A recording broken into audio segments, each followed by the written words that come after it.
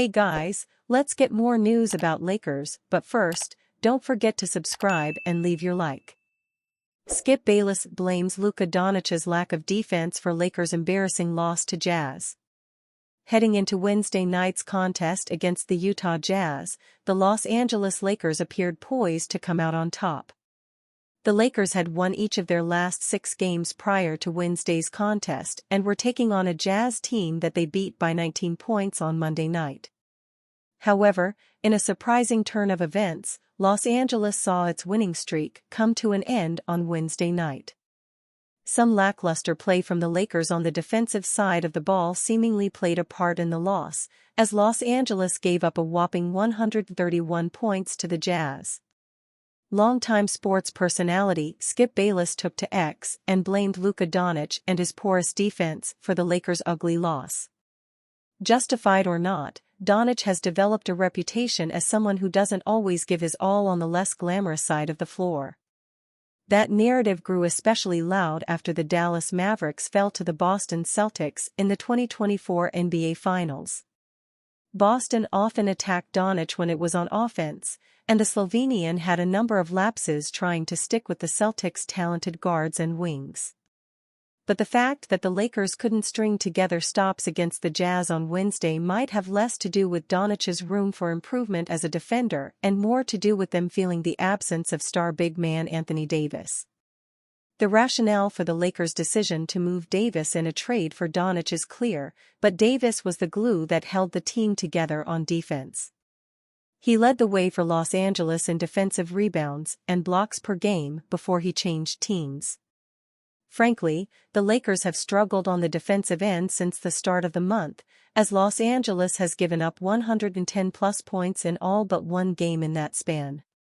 The storied franchise held the Los Angeles Clippers to just 97 points in a dominant victory back on February 4, and guard Norman Powell was the only player to score 20-plus points for the Clippers in that contest. Lakers' Dalton Knecht trying to move past awkward Mark Williams trade fiasco. After almost being kicked out of the Los Angeles Lakers house, Dalton Knecht has moved back in. The feeling of not being wanted then forcing to be reacquainted is unpleasant. However, at this point, what other option is there? There is no doubt that this problem is entirely of the Lakers' own making. When they made the decision to back out of the Mark Williams trade due to a failed physical, this awkward reality was always going to be a part of the fallout.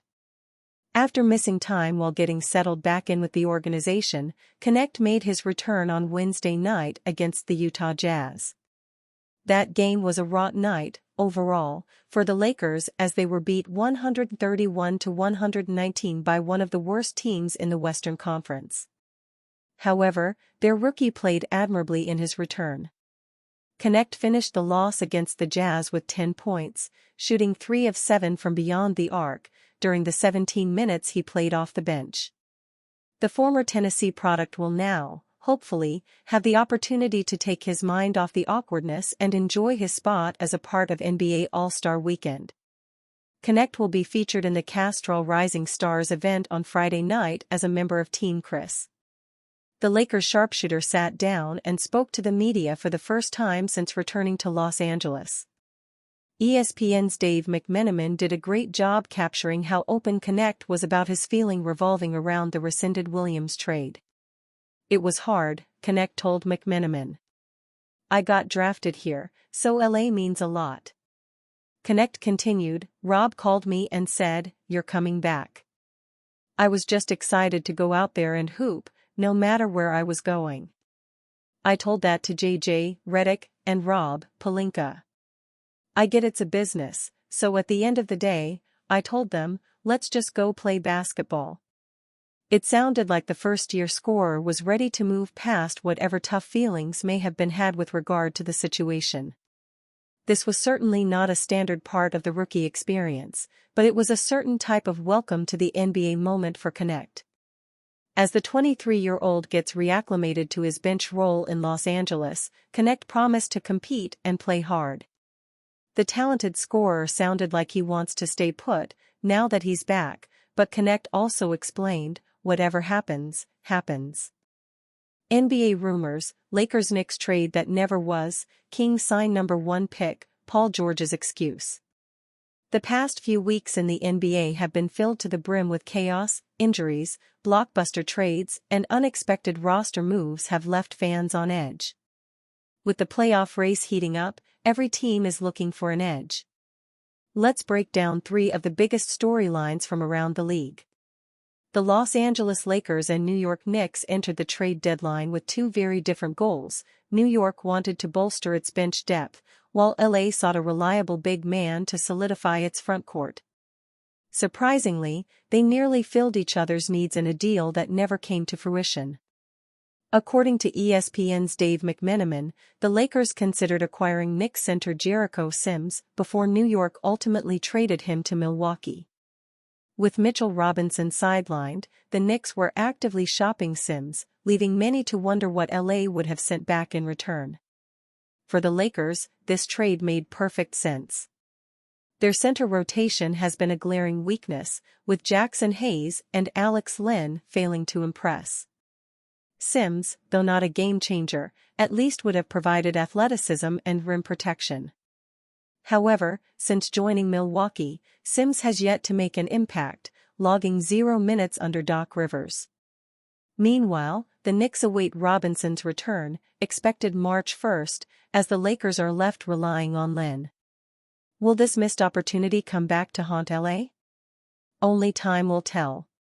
The Sacramento Kings made a low-risk, high-upside move this week, signing former number 1 overall pick Markelle Fultz, per Shams Charania.